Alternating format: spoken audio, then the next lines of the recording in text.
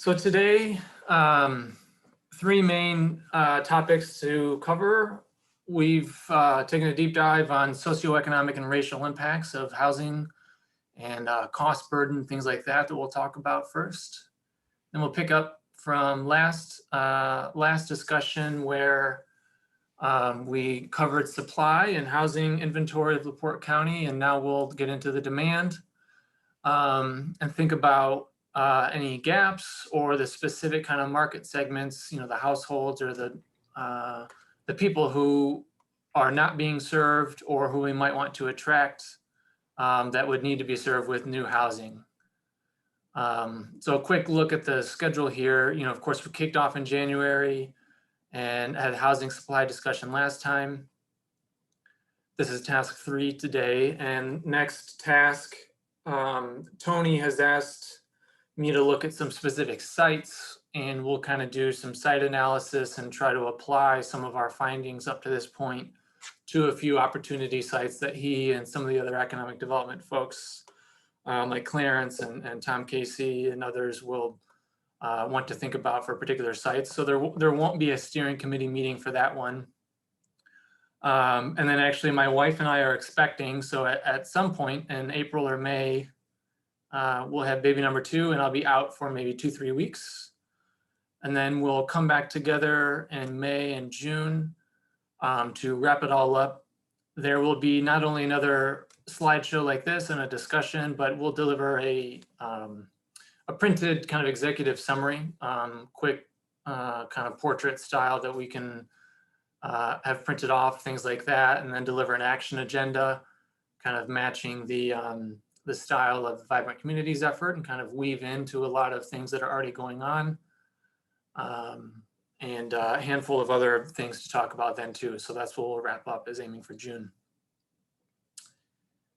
Okay, so this socioeconomic and racial impact study. So Maggie and Tony, when they originally asked us to do this, they wanted to touch on this topic of race and affordability and try to untangle some things. And we've been working for a few years now, going pretty deep with INHP here in Indianapolis Neighborhood Housing Partnership, because, as we've said already, housing can be an emotional discussion.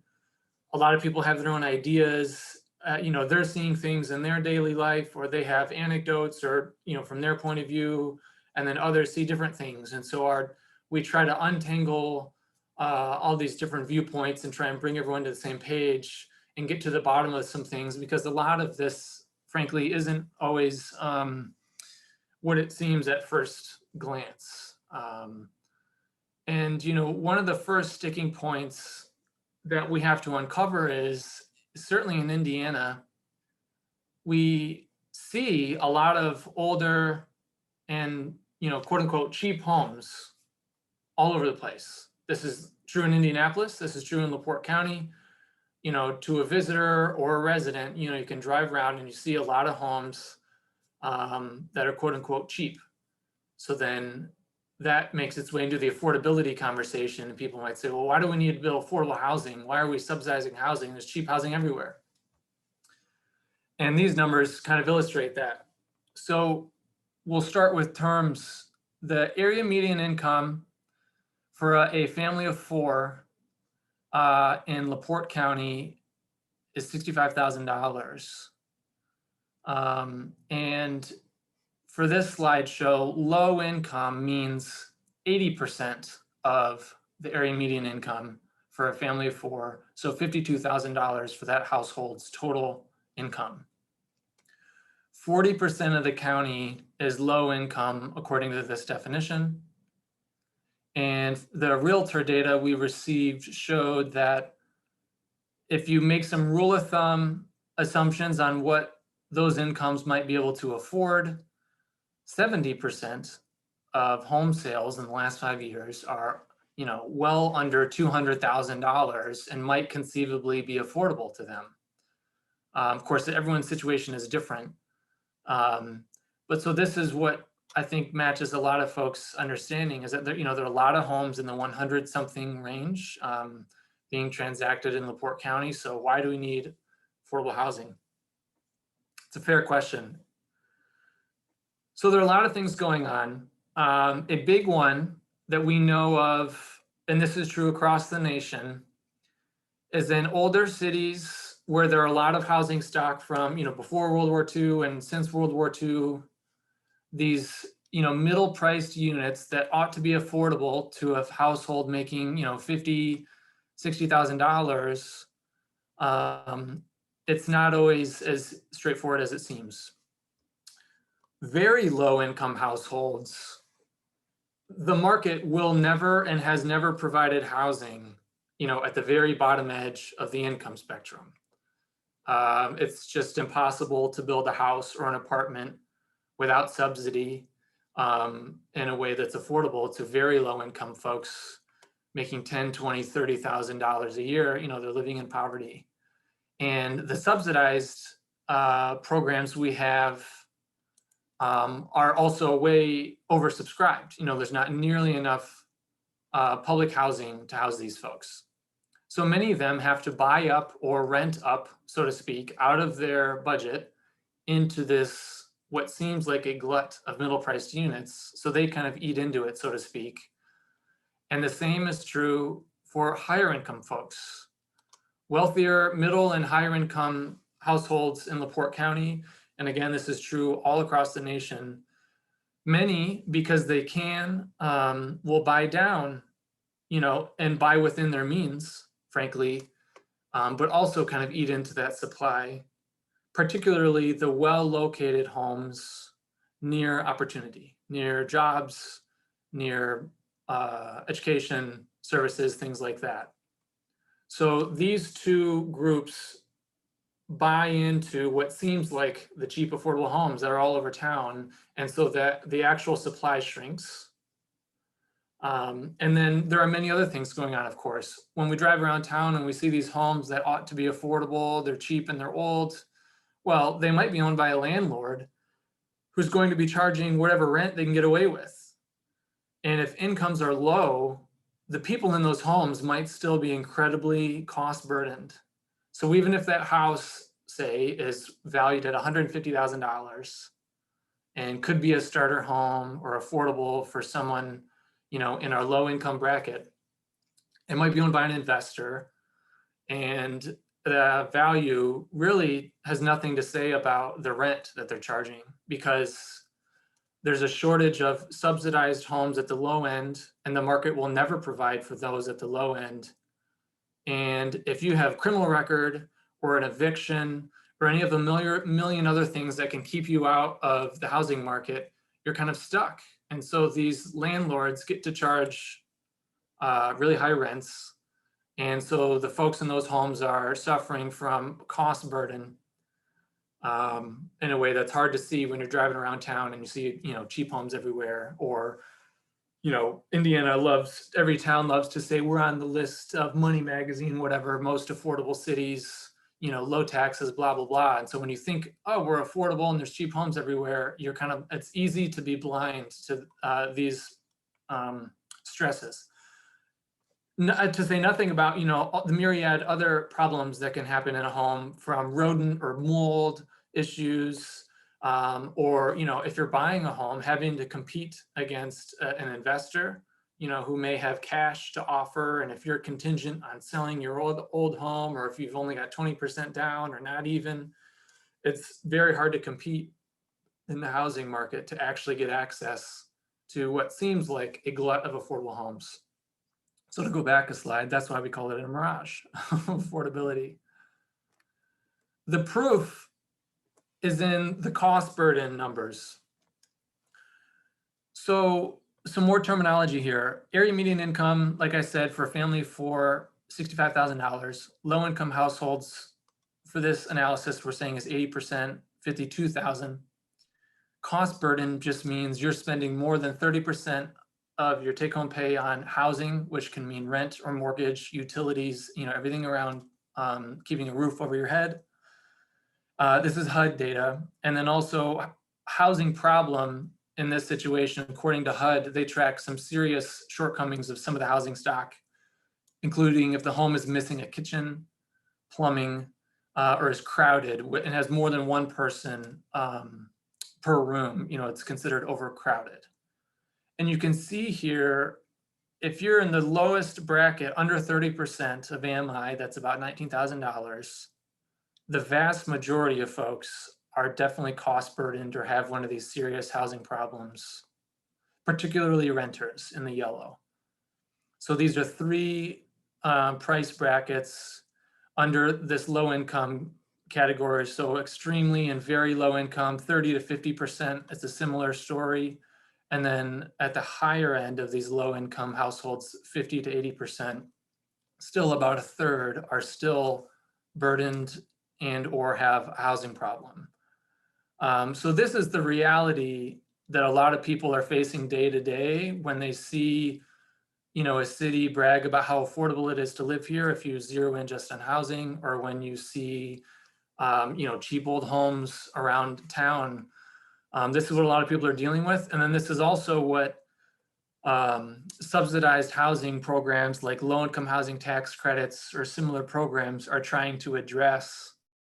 It's often not that there isn't, cheap homes everywhere, which is what it seems like there is. It's that there aren't safe and affordable homes everywhere for people in these income brackets. So let me pause there. Is this all making sense? Or some of this terminology, I know it's a little bit of jargon today.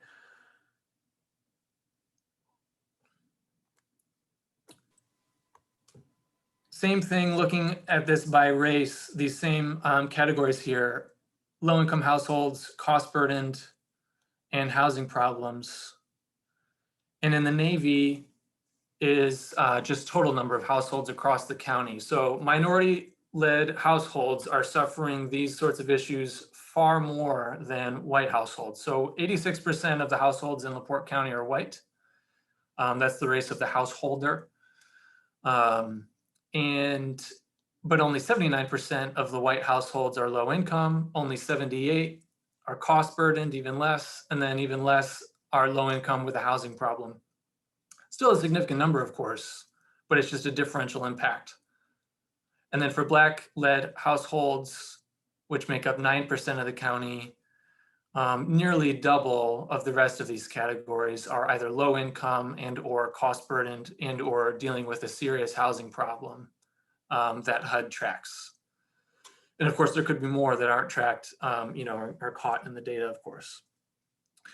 Hispanic population is much smaller in the county, but there's a similar and less pronounced trend. And then all other race categories, same thing. So like I said before, when we're asked to do a housing study, it's hard to just focus on housing because it affects lots of other things. And everyone has their own idea of their own housing situation or what they're seeing day to day. And so the goal here is just to make sure that this information is known by all, so that if anyone wants to partake in the conversation around affordable housing, or why do we need this, or who's suffering from what, just trying to shine a light on what the numbers are showing us right now in the county.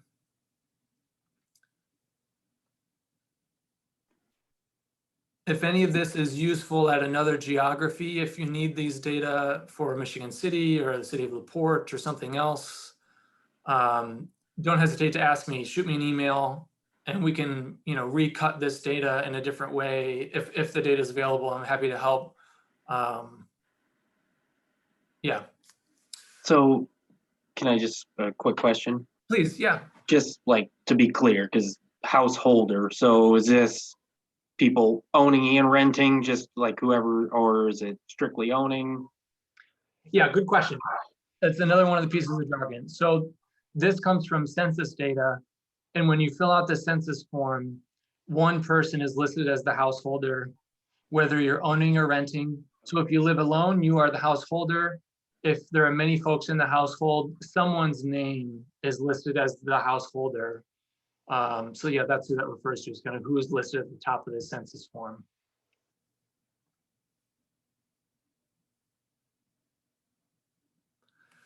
Is any of this? I have a follow-up question on that. I'm not clear.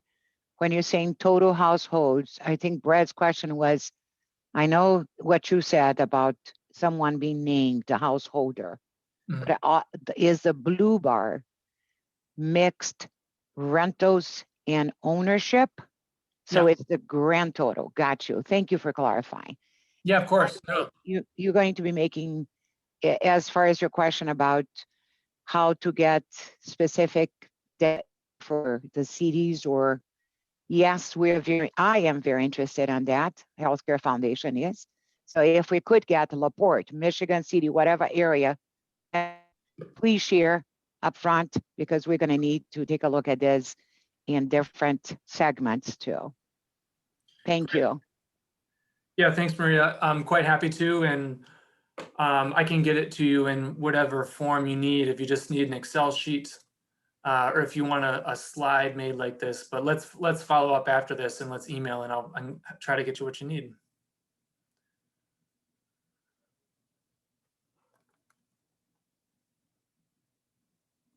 All right. So I talk in a lot of numbers, and even for myself, we talk about housing cost burden as 30%. It's kind of hard to think about what that really means. So it's worth kind of illustrating just a little bit more, kind of the consequences of what it means to be cost burdened. So on the left, we have, for a family of four, your typical LaPorte County household, the AMI, $65,000 a year.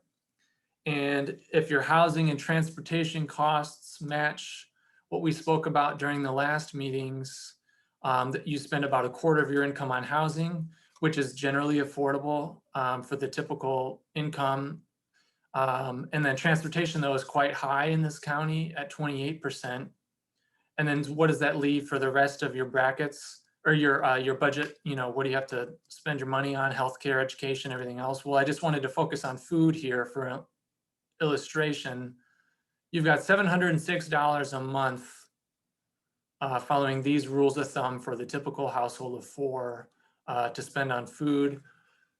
If you're low income at that 80% mark, which is still $52,000 for a family of four, your pie has shrunk, so to speak, and that leaves you for food $560 to feed four mouths.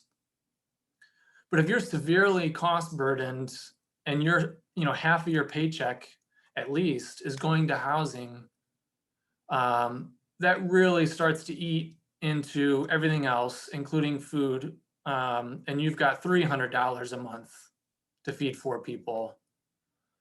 So that's really where you start to feel the pinch. And all the other complications that come with poverty, or, car breaks down, or we've got other debt, or, all the other issues. I mean, this is just one thing to try and illustrate what's going on here. And of course, for any particular household, this number is very different, but it just shows how quickly a big housing cost burden can affect, the rest of your life. And in the past few meetings, I've talked about how housing and transportation are linked really closely. Another place this shows up, and we've talked about this before, is workforce development. So just last week, I saw this great article. A study had been finished on one of these promise programs. So I think many of you are familiar with the Kalamazoo Promise, where a donor said, for public school students in Kalamazoo, we'll cover tuition and fees if you go to a Michigan school. And these programs have proliferated. There are over 300 promise programs similar to this across the country. And this article, I was reading the Detroit News about the Detroit Promise program. They have improved it where it's not just free tuition and fees for these particular students, but there's also, they get a coach on campus, which is kind of just another counselor, mentor that they have to meet with monthly. And if they do, they get another $50 monthly stipend to spend on whatever they want. This program has an information management system to help keep track of appointments and everything else to try and stay organized. And then they have programs across the summertime for these students to finish their degrees. And in this case, it's for a 2-year associate's or an equivalent. And the first finding that was fascinating is that adding these bonuses beyond just the tuition and fees did not change the 3-year graduation rate. More students were still enrolled, so maybe they needed 4 or 5, they might just need 4 or 5 years to finish that degree because they have a job or whatever else life circumstances, but there was no movement in the 3-year graduation rate. And what was particularly fascinating, you see on this graph, is of those who had dropped out of this program and weren't taking classes anymore after 3 years, these are the reasons why. And it's housing and transportation. 52% couldn't find reliable transportation, and 40% had trouble paying for transportation. 29 had trouble paying for rent, and 22 needed to spend more time at work. So it's only to say this is complicated and sticky, and housing and transportation costs fit into the rest of this. And it's not enough just to say, well, we're attracting great jobs to our community, or we have this promise program. There are a lot of dots you have to connect to truly help folks climb that ladder, because it seems the ladder is often missing a few rungs. Okay, so these last two, are these spurring any thoughts? Do these kind of ring true for what you all are doing day to day, or the folks that you're serving, or your constituents? Does this ring true? I mean, Michael Mack, I'm looking at you. Do you feel like your constituents are dealing with some of these issues? Oh, definitely. You're hitting the nail on the head on a lot of it. And the constituents and myself wouldn't be able to articulate the problems as well as you. But if they were to have listened to this slide and stuff, they would still be waiting with bated breath to dig into the solutions, because I think every one of the people that's in these positions that you've just described would use different terms, but they'd say they 100% understand what the problem is. The real difficulty is coming up with the solutions, and what they hear us say is what you just said. The housing market is great according to the survey of realtors, or we've got a promise scholarship, so we're doing our job. It's a great program, we're helping, and it's not taken into the base. And it's almost, I mean, it's no individual, this is probably across America, that we built for roads and cars. And if you don't have access to reliable transportation, and everything is built up, out and away, and there's no citywide stuff, it's just, the infrastructure of communities aren't built to satisfy the new needs. And finding the people that are willing to stick their neck out to fix it is that's just my opinion, but I think that's what the people are looking for. So great information, and I'm 100% with you, and I'm looking forward to finding some better solutions than we've had in the past. Yeah, and Mark, I'd like to interject too. Thank you, Michael, because I mean, yeah, we also have scholarship funds, and we have a particularly generous scholarship that we've been focusing on Ivy Tech. And absolutely, we try to help people, but they have so many barriers that the tuition or books itself does not guarantee that they're going to be successful. And unfortunately, we don't have scholarships for cars. So not yet anyway. Well, and I think this ties back to the point that I'll eventually be making with this one, and then the recommendations, is how we talk about affordable or subsidized housing. I think it's easy to think, if a community is grappling, do we build this affordable housing, apartment building? The question many seem to be asking themselves is, do we want, a bunch of poor people to live on this block? No, that's the answer that comes to mind. And there's not a depth of thinking about what's going on.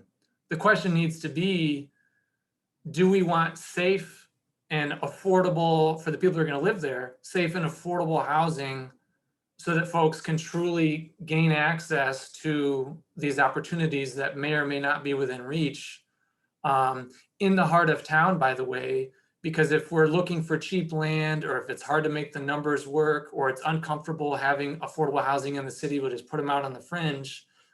Well, then yeah, if you don't have enough money for a car, if that car is unreliable, or if you got a long commute, or you're on the bus for 3 hours there and back, then it's almost worse that your best affordable housing options are way out in the sticks, away from, you know, the resources and access to food and the doctor's office and the job and school and everything else. So it comes back, at least for this conversation, to location and affordable housing and what it does. Yeah, and Mark, in one of your other slides or Maggie's slides, our county is entirely in the sticks. I mean, it's we've got a lot of roads. Just the average, I saw, and maybe I'm forgetting who I saw it from, but the average commute for anybody in LaPorte County is ridiculously larger, just inherently by where we live. So it's just, I mean, it's a deep problem that's ingrained in the way that we've built the place and we built our housing. So I don't think we can put them closer to the city, so to speak, because a lot of the jobs are in the sticks. So, but good point.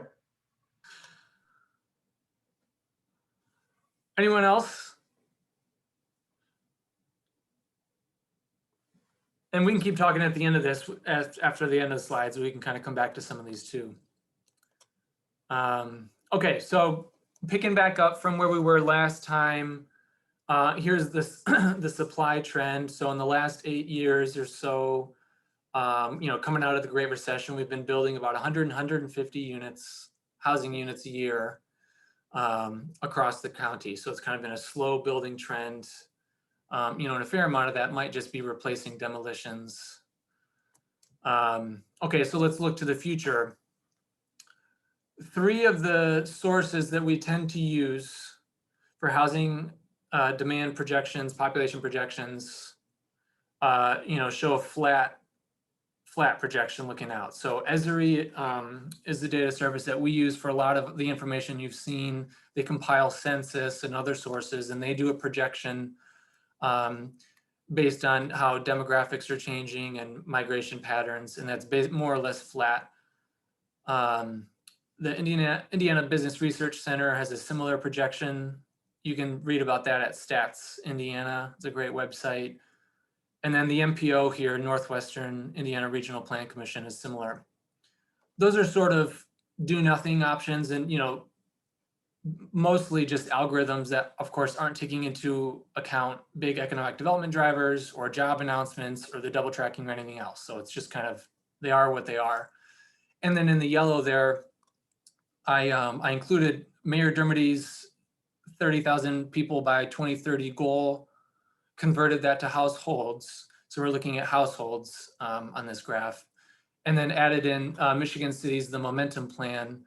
Has some population projection options there from that's a 2018 plan, including NERC, the MPO's projections, taking into account the double tracking enhanced growth projection. So I threw those in there as goals to think about going forward. So if we kind of, you know, sit on our hands, there's a flat future for us, or if we, you know, get this moonshot and we do everything right, and, you know, then there's room for growth. And so we'll kind of be talking about these different futures ahead of us.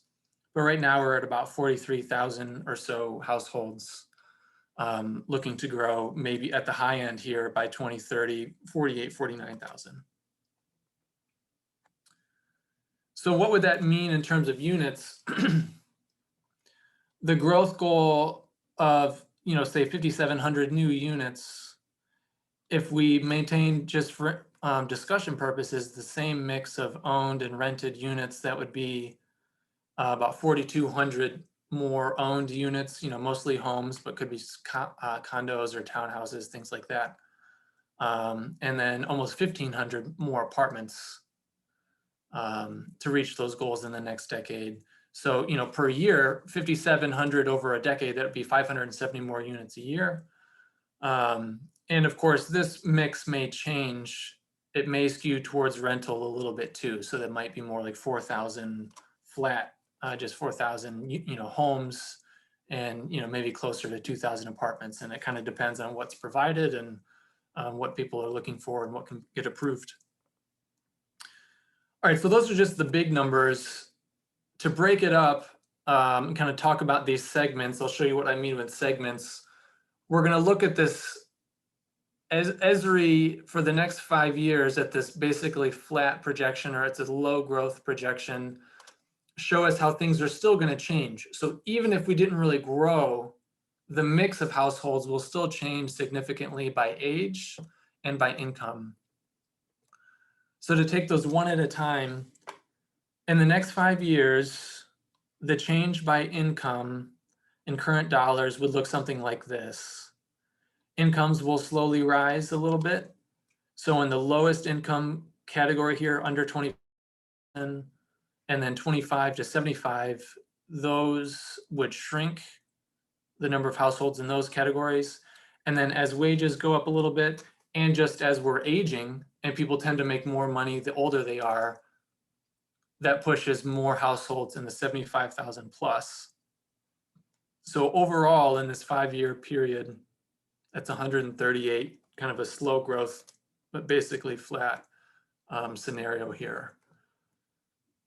So the same 138 new households in the next 5 years.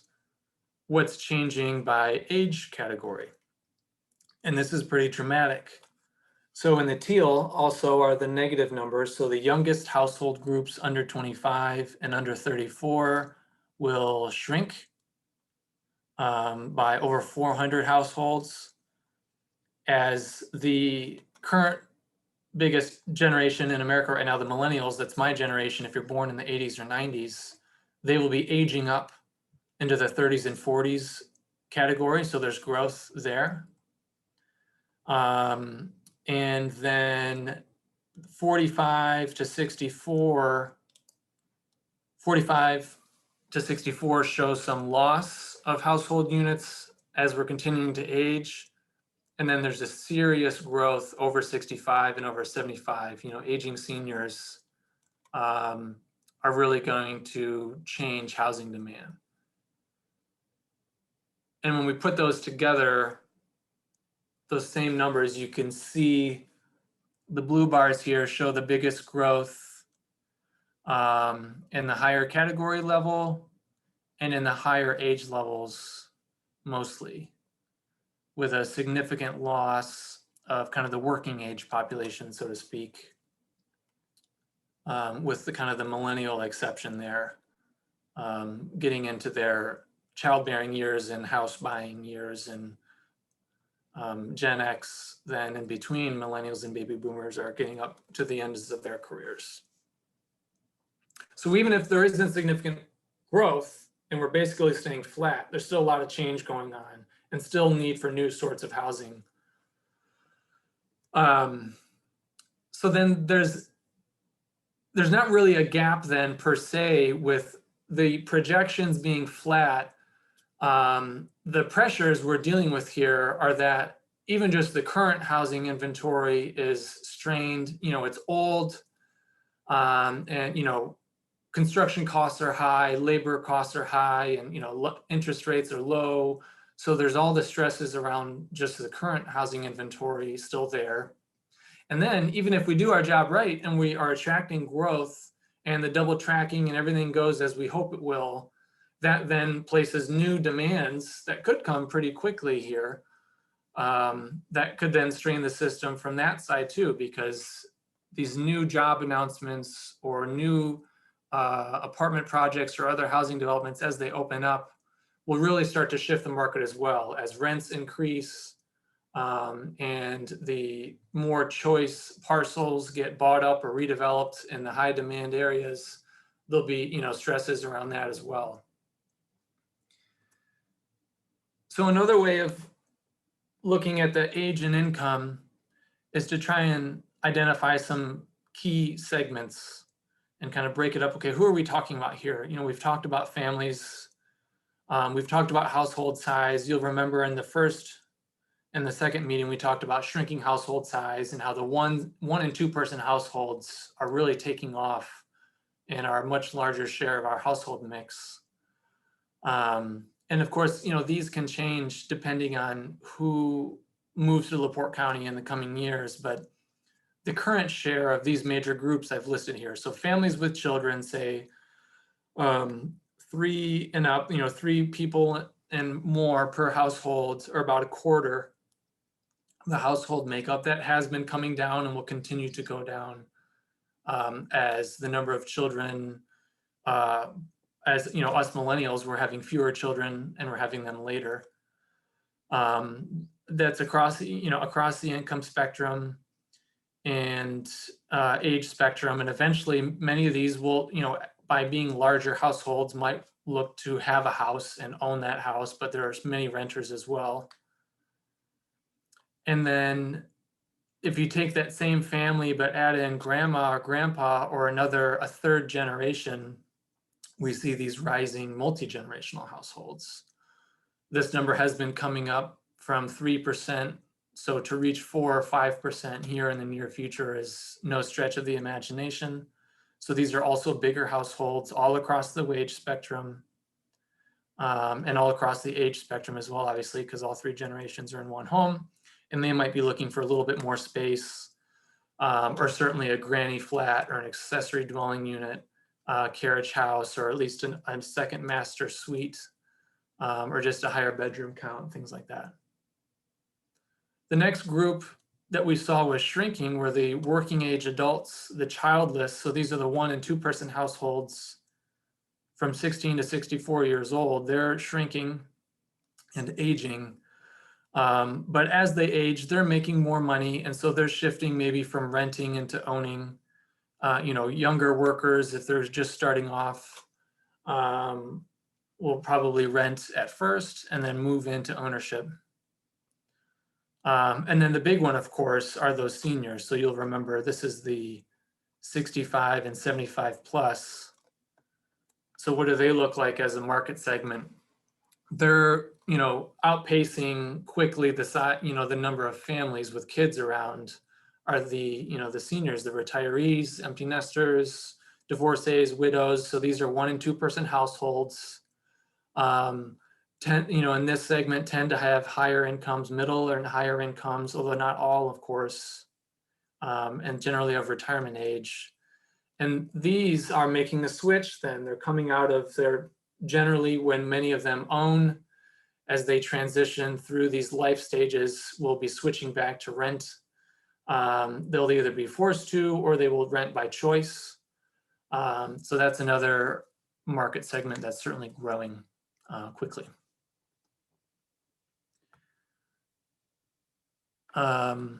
Okay, I know it's been a lot of numbers. Sorry, there's not a lot of pictures on this slideshow, but is this all ringing true or making sense? I know that we're post-lunch now, so hopefully I haven't put anyone to sleep just yet. I imagine a lot of you can identify with some of these groups. You know, I'm looking for a multi-generational house. We've got grandma care. I've got baby number 2 on the way. You know, I'd love to have a granny flat where we can all be closer together. And, you know, the millennial generation in general now is entering where Gen X has been sandwiched between having kids to take care of and aging parents. And so, you know, there's a certain situation there, but also great opportunities to have, you know, to have grandma and grandpa help take care of the kids and back and forth. And, you know, of course, that's one of the reasons why we're seeing this growth in multi-generational households. And I think that will continue certainly in the next 5-10 years. Okay. So to talk a little bit more about the two, you know, the barbell generations, or these 2 big generations, millennials and baby boomers, we've seen in the, you know, coming out of the Great Recession, you know, in 2008, 2009, that was, you know, a housing recession. And so that really turned the housing market upside down. We saw a big switch to apartments, and, you know, home building slowed down and apartment living really picked up, you know, for many regions, economic reasons coming out of the recession, but also both of these groups, many of them needed to or wanted to rent for different reasons. They were smaller households. So for the millennials, they hadn't gotten married yet or had kids. And the baby boomers were empty nesters. The kids had moved out, or maybe they never had kids. So they were smaller households as well. And whether they were foreclosed on or moved for other reasons, you know, we've seen an apartment boom, certainly in Indiana, in the last decade or so as a result. And so related to that, many of them, when they chose to rent, wanted to be back into the city. You know, if they were empty nesters, they didn't need as much yard, or they didn't want to cut the grass. So a lot of the apartment units that have been built in Indiana cities aren't just for young professionals or younger workers, but indeed also just baby boomers choosing to rent and wanting, you know, the amenities that an apartment building offers. You know, there's a workout facility, or it's closer to walk to a bar, or restaurant, or to work, or they can live without as many cars. Not, you know, car free, but car light lifestyle became realistic for more and more folks. So those are commonalities between these two major generations driving a lot of housing demand change right now.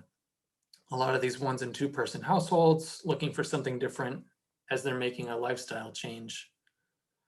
For millennials, you know, the old formula that's still, I think, sort of the self-image of America that's completely gone out the window now, is that you get married, then you buy a house, and then you have kids. It just doesn't happen. There's links here to some of these articles, but some of this data, by the way, from the National Association of Realtors has great research and reports, you know, Pew Research and Brookings and the census data. So the younger millennial home buyer, so if you're in your 20s right now, they have the highest rate of buying a home as an unmarried couple.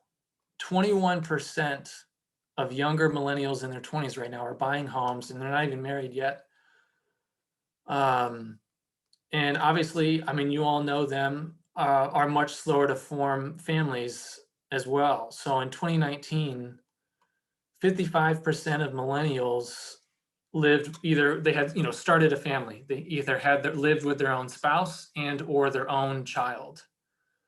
And at the same age for Gen X and baby boomers and the silent generation, so the previous generations, when they were at this age, it wasn't 55% of them had quote unquote started a family. It was 66% for Gen X back in 2003, 69% for baby boomers back in 1987, and 85% for the silent generation. So, you know, us millennials are starting a family, so to speak, much later, if ever. And of course, we're a much more diverse generation. 44% of millennials are minorities, and that'll be an interesting kind of bridge to Gen Z, which are the youngest, those born this century, which are even more diverse. And for baby boomers, I mean, a lot of you, I think this is what you're starting to see. 4 in 10 Americans who are over 55 rent by choice.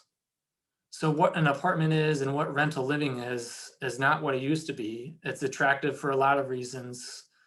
And a lot of seniors, as they're moving or they're selling the big house or they're moving the wealth that they had in their real estate, you know, for much of the middle class, most Americans' wealth is in their house. And as they're thinking about retirement, that changes. And so they, you know, and remembering the Great Recession, a house isn't always a fantastic investment. It might be better to move your wealth into retirement account. So there's a lot more renting by choice.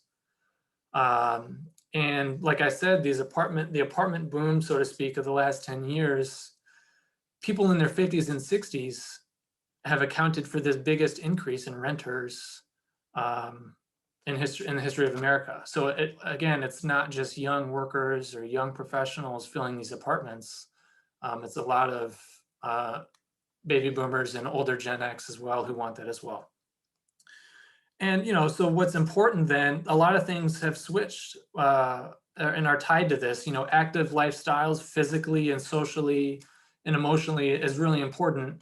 And we've, you know, certainly felt this last year during the pandemic for seniors to remain physically active and socially connected is really important for their own housing needs, but also for communities as well, as real estate pressures are causing some of these housing changes and, you know, redevelopment is happening in cities.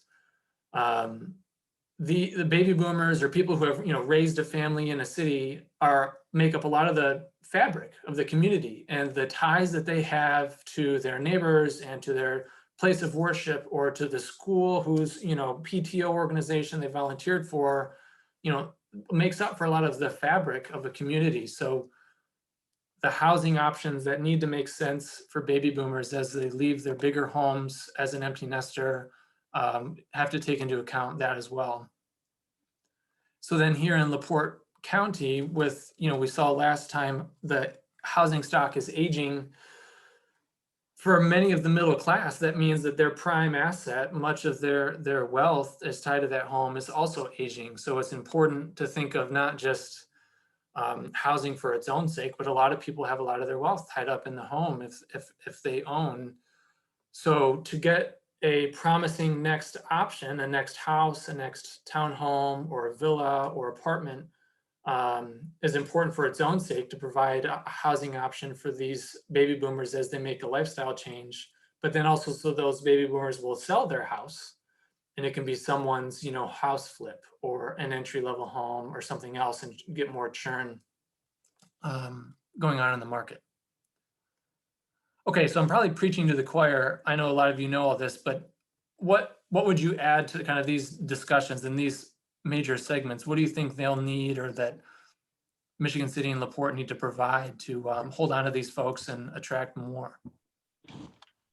Mark, I could add, I think we're going to all need to look at our ordinances and our zoning plan, our overall comprehensive plans to provide for more higher density housing, maybe adaptable reuse of older industrial buildings that could become loft style living, but all centered in the urban center so we can provide that walkability as well as the higher density product. And then maybe even look at, when it comes to the ordinances, look at the possibility of adding ADUs, allowing ADUs to be, constructed on a residential lot. But overall, I think it's going to be flexibility that everybody's looking for as they age, and that's key. So renting is probably going to be a majority of what we're going to see. So it's a matter of attracting developments like that and changing our plans so we can accommodate that. I agree with Tom. We need to look at our ordinances, our zoning code. We just rezoned the old library in town. Has been vacant for, I don't know, 15 years, 12 years. And we rezoned it to allow 5 single unit lofts in it, basically.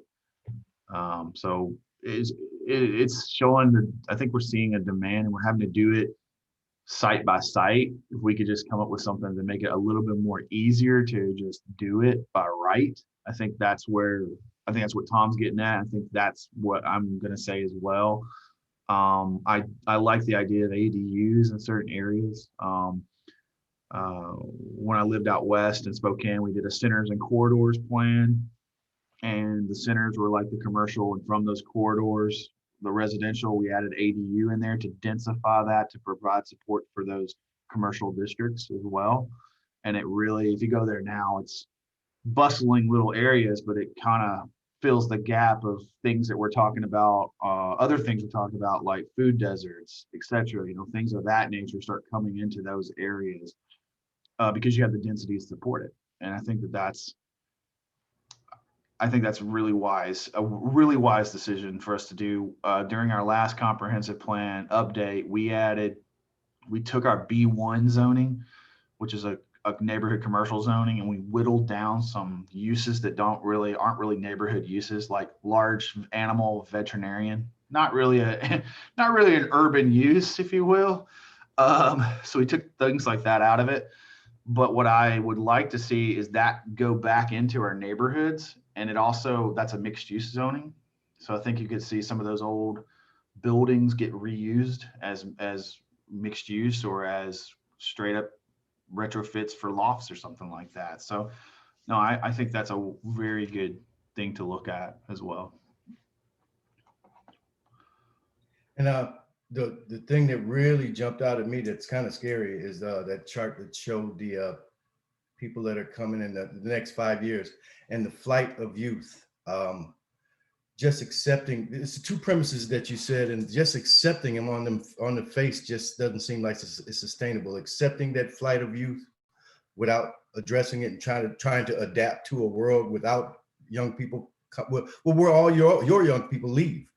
And then accepting a situation, which you said earlier, where the market is not meeting the needs of the majority of people of a certain income level. The market is not doing it. So I don't know if we have the answers 100% locally, but no matter what we do in the housing market, if the market is not incentivized or pushed to meet the needs of the people that live there, and if the people that live there aren't doing anything to mitigate the loss of their own youth,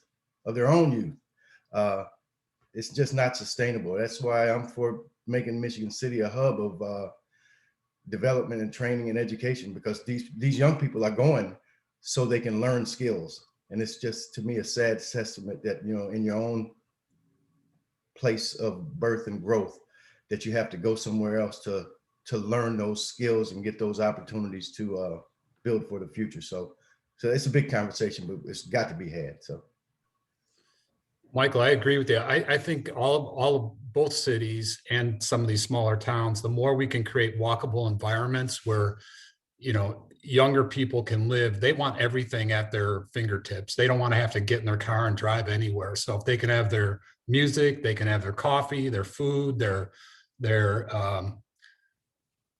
kayaking, whatever they want to do, fishing or biking, the more they have immediate access to that, the more comfortable they're going to be living there and investing their money and paying maybe a little bit higher rent. So if we can create those environments along with the flexibility and high density, I think that's the direction we're all going to have to consider to keep our youth and attract remote workers also that want that kind of environment.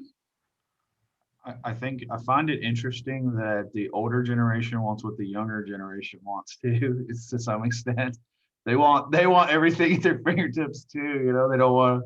It's a very interesting how it all, I guess, I don't know, comes back around. So,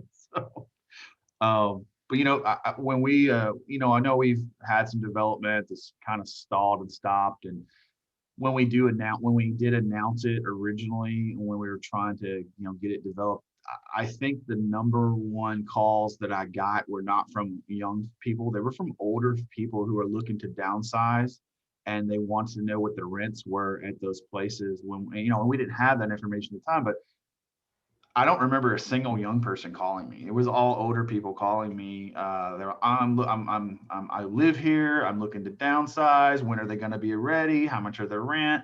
Are they going to have elevators? You know what I mean? It's that type of questions that I got. It wasn't from, you know, the young people saying, "Oh, I can't wait to live downtown." It wasn't that. I think they will like to live downtown. I think that's what's interesting about the whole thing, is having that opportunity for multi-generations to live in our downtown and kind of play together in our downtown. It's really exciting, you know, in my opinion. So yeah, what's really cool about, and I'm from Illinois, but what's really cool about Michigan City, which I live in during the week, and LaPorte, what I see is that you guys have the best of everything. You've got both the urban environment, and then you've got that rural recreational aspect to it with the Lake Michigan. I mean, it's pretty special. And the more that you can market that and really reach out to these young people and say, hey, we got all this going on. We've got the coffee shops, the, you know, blah, blah, blah, and just pitch that and really kind of brand the city around that. I think you'll see that people will stay. And that's what people are looking for right now, because a lot of that's been taken for granted, you know, pre-pandemic. So just part of it's got to go, you know, you got to be competitive to attract them, but I think it can be done, and you guys are in a great position to do that, or we are, I should say. I was about to say, I think both of our communities are in prime positions to attract that. I agree with you, Tom, totally.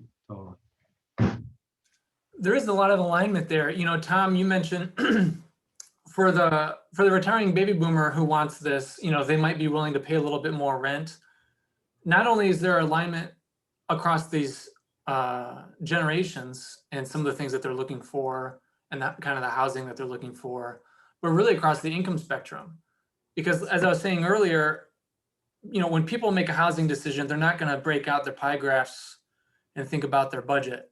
But what they do understand is whether you're forced to pay higher rent because that's the only option you have, or you're choosing to pay higher rent to live near, you know, work or the grocery store or whatever, it's still the same thing. Michigan City and LaPorte are making a value proposition. They're saying we're investing in quality of life. We're doing all these things to make these cities great. So the rent, there should be less sticker shock when a new apartment opens up and the rent looks high. You know, maybe for instance, when Flaherty and Collins project opens up, the rent might look kind of high. But for the people who choose to live there, or if you're forced to live in the middle of the city in an older home and the rent is higher, if you get these quality of life investments right and make sure access to services and you know, rebuild some of these rungs on the ladder, then higher rent doesn't sting so much because you have opportunity. You've got opportunity for education, you can get to your job, or if you're stuck in a crappy job, you have other job options. Or if this rental market gets buzzing again, then you've also got competition helping out. Because, you know, a building inspector or, you know, the tax collector can only do so much on bad housing stock or a greedy landlord, right? They're doing good work, but there's nothing like competition for that bad landlord to have to figure out, oh, well, I got to figure out how to fix up this house because, you know, now there are better options for my renters who, you know, I took for granted we're just going to keep paying me $800 a month. So it all fits together as part of this value proposition to make downtown living more attractive. And you know, the infill on the sites, it was clear. Clarence, you know, drove me around Michigan City, and I know the same is true in LaPorte. There are plenty of either buildings ready to be retrofit with the right investor who can figure it out, or sites, whether it's an old hospital or an old school or an old strip center or an old industrial, whatever, that's ready to be scraped. There are locations in the hearts of both of the cities where, you know, walkability or living a car light lifestyle is realistic. And, you know, if you miss the bus, it's not so bad because it's not coming once every hour, it's coming every 20 minutes. Or if your car breaks down, it's not so bad because you could ride your bike or call an Uber because it's a short drive. And so those mobility options and the value proposition there is what we're trying to build to here. I'm not sure how it factors in, but the one interesting slide that I saw was that of the younger generation, the very youngest generation, 40% will be multicultural, or they'll be. Yeah, that was pretty cool. I mean, I think that's great. And I know my daughter, who's just turned 22, she seeks diversity. She wants that. She doesn't want to be in I hate to say it, but, you know, all white suburban areas. They want, that generation looks for that and respects the fact that a community is mixed. Mm-hmm. So that's something that, as planners, you know, I'm just thinking about it now because it came up on the slide, but and what my daughter said to me, but yeah. I think that's a whole different variable there that a lot of people aren't really talking about much. It's coming quick. I mean, this, Tom, is just millennials. People like me born in the 80s or the 90s are 44%. Oh, okay. I thought it was it was Gen Z, but it is millennials. Okay. Gen Z, and this is probably true in the schools, I think, across America, are already, I believe, majority minority. I mean, kindergartners, first graders, second graders across America, I'm not positive off the top of my head about LaPorte, but across America are already majority minority. So, I mean, it's a change that's coming. And if you aren't teaching in these classes, if you don't see it amongst young people, I think it will take some by surprise. Yeah, I was just going to add to that. I think that is true for Michigan City area schools, that the majority of the student base is of multicultural minority students. More so, you know, they make up a bigger percentage than white students now. I have a daughter that's at Michigan City High School, and you know, she's a junior, about to be a senior in the fall, and we're starting to look at colleges. And to Tom's point, you know, her biggest you know, when she's looking at colleges, she is very adamant that it has to be a diverse community, not even just a college, but the community around the college base, the campus, the types of businesses that are there, they have to be diverse because that's what she's used to here in Michigan City, for one, being in Michigan City High School, but it's so important to them. And it's definitely, yeah, they will continue to seek that out as they get into adult life. You know, And what's we're that? positioned very uniquely to capitalize on that. There was a lawyer, she passed away a while back. Her name was Kimberly Kiner here in Michigan City. And one of the articles she wrote, and I'm going to use that in one of these presentations I'm doing, is where she believed that we were positioned to be leaders in the United States, let alone Northwest Indiana, because of the decades and decades of diversity. My parents went to Elston and graduated in the 60s. They've got some horror stories, but nothing like they down in the South. There, my neighbor went to 8th grade with my mother, and you know, it came up, and my grade school at Eastport was super diverse. So I mean, we're positioned from neighborhoods to schooling for generational baby boomers and all of those to have a not the typical conversation you're hearing in Chicago, LA, Detroit, and the bigger cities where they're siloed. If we capitalize on that, we can keep our people and recruit new people. It's up to us in coming up with strategies that play on our existing strengths. And old people like myself that have grew up in a very diverse environment here in Michigan City is a strength that most places don't have as well as we do, I think. Yeah, for sure. I'm gonna go back to something Tom Casey said a while back about telling our story better. You know, one reason that we came back is because of the fact that, you know, we have all kinds of churches, but we also have a temple. We've got a mosque. We have this diversity that in LaPorte used to have a temple. You know, we have all this ethnic diversity that just, you know, factory people were from all over, you know, probably dozens of different ethnicities that built these communities. So we could just kind of bring that back up to say, yeah, I mean, when I was growing up, it was easy to not hear English at times, Polish, German, Lithuanian, I don't know, other Arabic. So, you know, we have that legacy. We just haven't been touting it. If I could, I've tried to be as quiet as I could on this entire discussion, but I just very quickly wanted to compliment Mark for the deep dive. Yeah, it's good. Hard. I wanted to point out our ability to get a look at how we compare to the neighboring counties, but on the demand side, that's not the discussion. So I completely understand and appreciate the great work you've done, Mark, on this particular and also fostering this discussion, which gets into the fabric of where we're looking for tomorrow's stability and growth and opportunity. I'm a marketing person by heart, and what I'm hearing is that continued celebration of great food, great people, and a great place. I know Maggie's just smiled. She's a sailor.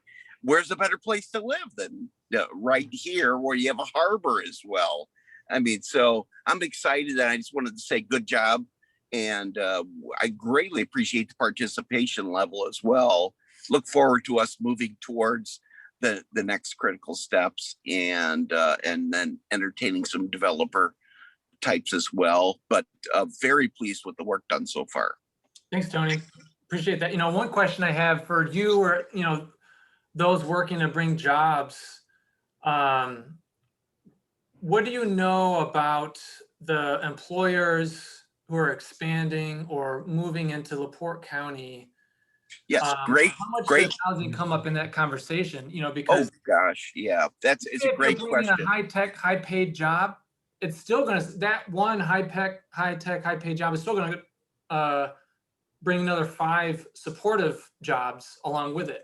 Correct. From waitress on up to everyone else. So you're exactly correct, Mark. It is, first of all, it's front and center to the discussion.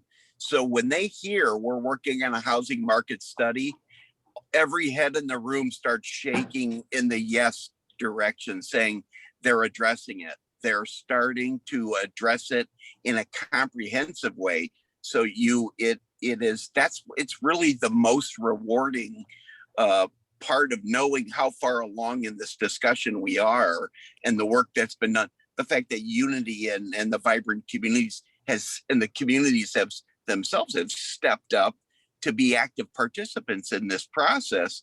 The real estate community being, again, part of this fabric as well.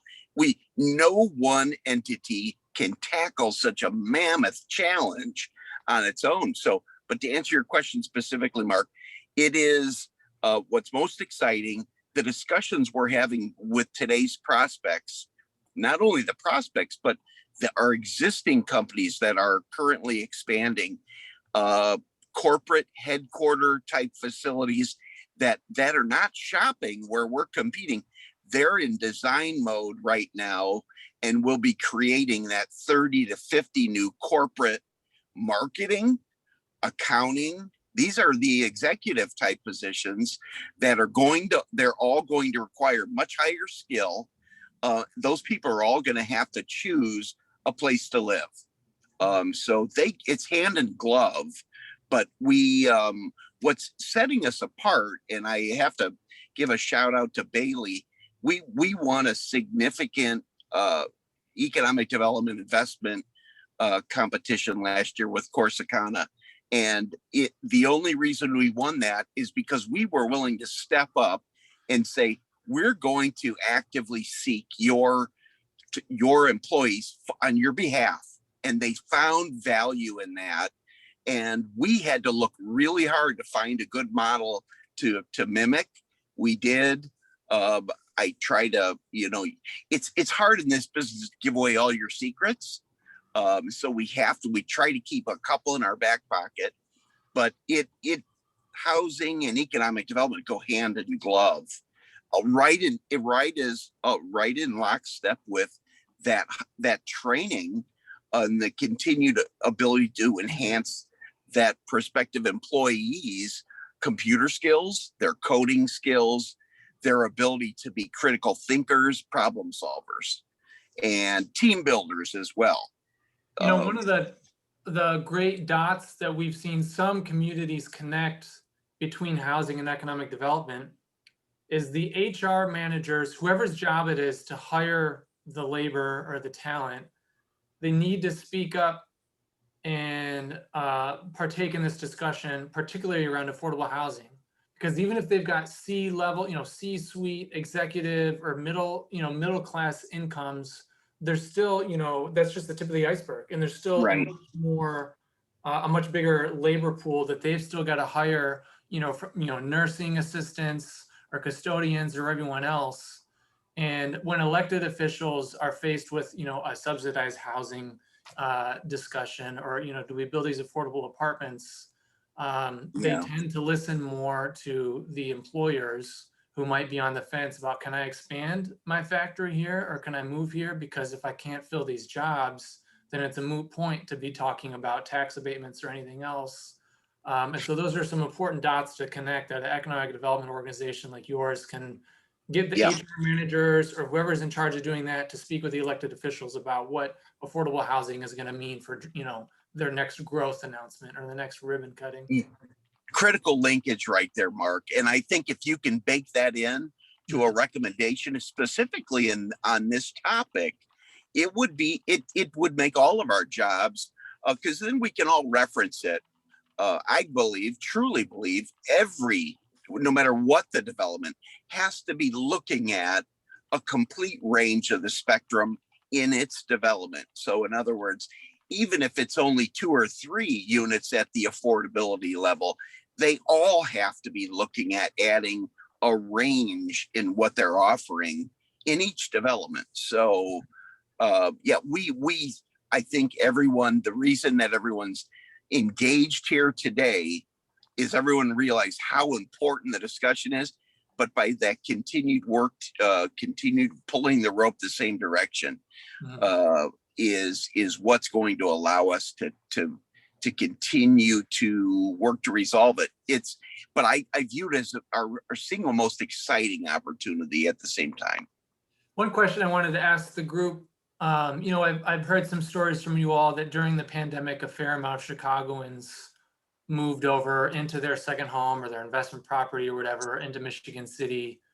Do you, and you know, coming out, you know, we're getting vaccinated and everything else now. So coming out of the pandemic, do you think you can hold on to some of those folks who, you know, who moved here temporarily, and maybe their eyes are open about not just coming for a, you know, beach weekend, but to live in Michigan City? I would say, I yeah. did. As an example, the Healthcare Foundation benefited from one of such moves from Really? Chicago to Long Beach. And it's here employed and making a great impact. One person, but Yeah.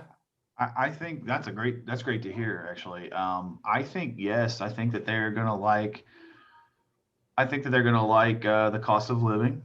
I think that's a big bonus, you know, obviously. I mean, I know we talked about that a little bit and analyzed it, but I do think they're going to like that. I think they're also finding that maybe they're having a second look here, in that they're finding other things to do in our region, like access to Michigan, or there's other things to do here. You know, they're not just coming here and spending a weekend at the beach. They're finding, horseback riding in Michigan, or whatever they're doing. There's other opportunities. Our national Sure. park now. I don't know. I think that I think we're going to be able to hold on to some of them. I've worked with a lot of them. They've been renovating their houses, et cetera, making major investments. I mean, we haven't stopped issuing permits. It's been probably one of our busiest, honestly, it's probably been one of our busiest years here, even during the pandemic, which is, I thought that we would just kind of grind to a screeching halt like the rest of the world, I guess, or the United States, but it didn't happen. We just kept issuing permits, and you couldn't find people to fix houses. I mean, it was crazy. We were in a shortage of construction workers. So Right. I think that we're gonna hold on to them. I think that they're maybe liking the lifestyles a little different, you know, here. So I would like to say yes.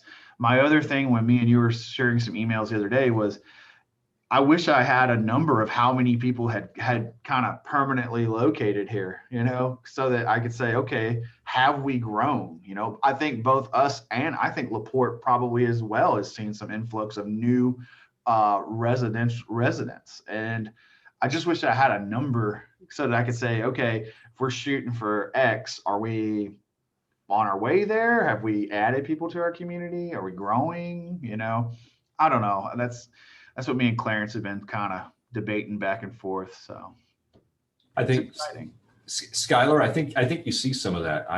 Commissioner Haney here. Okay. I moved here, I guess it was about 8 or 9 years ago now. And I moved here from Porter County. So I lived over in Portage, and I came to LaPorte for bigger housing for the money, more land. I like the laws here a little bit better. Some of the ordinances here are better in unincorporated LaPorte County than Porter County. And overall, you know, slightly lower tax rate here overall for property taxes. And I was still, you know, commuting in and out of the greater Chicagoland area, you know, 3, 4, 5 days a week, you know, depending on what week it was, as I was still trying to transition more to work from home back then. Of course, COVID helped that a lot. Right. But, you know, still I had a 71 mile each way commute in and out, hopping, you know, either the toll road, depending on where I was going, either the toll road or straight across and then up 294. I did that, you know, for years, and it worked well. So yeah, definitely people can do it. You know, hopefully the double track will help with some of that. I know for someone in my situation, even if it would have been double tracked, it's not efficient for my lifestyle and what I do to be, you know, stuck on public transportation, you know, going in and out of a major city. It's just not convenient. You know, and I think a lot of people that are younger, especially, you know, once you get under that 50 and especially 40 mark, you know, for younger professionals, they would much rather be in their own vehicle going back and forth, but we've got that access. So whether, you know, you see people transitioning over to something, you know, the double track or not, there's a lot of good, there's a lot of good reasons to come to LaPorte, whether it's from there or even coming over from, let's say, South Bend, commuting over to South Bend. It's a good place to be, you know, so I think there's other people like me too. I had a couple friends who actually followed me over here into other parts of LaPorte County from Porter and Lake, just because they saw how much I liked it. So I've heard that from numerous people, Mr. Haney, that one person bought a house and then 3 of their friends bought houses here. So, Yeah, I personally know of 3 families that were weekenders in Long Beach with their summer home there. They now permanently live in Long Beach and chose to raise their children in and live here full time now. So the start, but I know Mark has on numerous occasions offered his services to continue to do some granular type work, and that's something we may need to talk about. Maybe another offshoot to help have some bolstering statistics to exemplify that. And but COVID it's what it's done. It's made everyone rethink where they're going to value and place priority on their discretionary time. And that whole work from home dynamic that COVID created, where people now believe they can do it. My daughter is exemplar and a perfect example for me, and she's my example that I wanted to use. She left Michigan City. She's 27, 28 years old. Never planned on coming back, gonna be a lawyer, went to Notre Dame, got the degree, left, went to Chicago, now got everything she wants. She's right downtown paying $1,400 a month, blocks from the Sears Tower. And for the first time since she was a child, she opened the door with a joke to possibly living here because she doesn't have to go to the office. She could work remotely from Michigan City. And I didn't even think that would ever come, but this pandemic and her being locked up in that place right downtown Chicago and really getting that feel for it at that young age, there's a new dynamic. I never thought I'd hear it from her, but she's like, it's a possibility, Dad. It's an option. So the pandemic had created a lot of things that we could have never imagined would be markets, I guess. Yeah, I could definitely second that, Michael. Everybody's hitting reset. It seems like everybody, whatever age you are and where you're at with your occupation. And I'm just going to throw this out there, and I don't know if it's going to fly or not, but I just want to throw the idea out. If there is any way that we could get a joint marketing campaign and we would show that we're unified as a county, so Michigan City, LaPorte, everything's so separate. You got all these different groups doing different things. And I'm not really referring to economic development now. I'm more referring to, marketing to get people here, to get people to consider living here. If we all, and Clarence alluded to it on one of the previous calls, but when we talked about annexation and knowing what each city was doing, but just want to throw the idea out there. If there's a way that the county, the cities, even the small towns could work together to come up with a joint campaign that really shows our rich history, shows our diversity, which I think is the most important. Now that we've talked about it a little bit, I think that's really, really important, as well as the history, as well as the natural resources and recreation. We've got a real easy sell based on people hitting reset and deciding how they want to live their lives and what's important to them and what they've taken for granted in the past. So just an idea. It's a way that we can do it maybe efficiently and with a little less strain on our budgets because we're combined. But I know that in the past, it's always been separate, city, LaPorte's LaPorte, but I don't care about that. I think we all got to hit reset. We should all just consider working together. I think that's really important. And if we show that to people that aren't from here, it's going to be a special place. So that's all. I just want to throw it out. I don't know how it would work. I can't. So Tom, this is actually part of Vibrant Communities. And the idea is, if you look at our map, you got the 2 cities, the 9 towns, and the 11 rural communities. And this has been a dream for a long time in my mind, is that each community would have their own, message, their own brand. Michigan City isn't LaPorte, LaPorte isn't Michigan City. And then, if La Crosse, because I know Jennifer, Trail Creek, and Justin are here from La Crosse, if you had your little niche, brand, because what makes La Crosse great to live in?